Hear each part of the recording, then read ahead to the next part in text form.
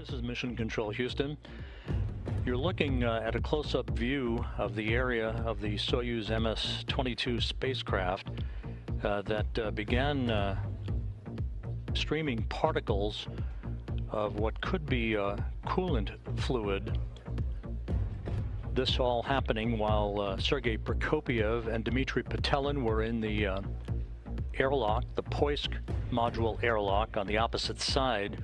This Soyuz, which brought Frank Rubio, Prokopyev, and Petelin to the station back in September.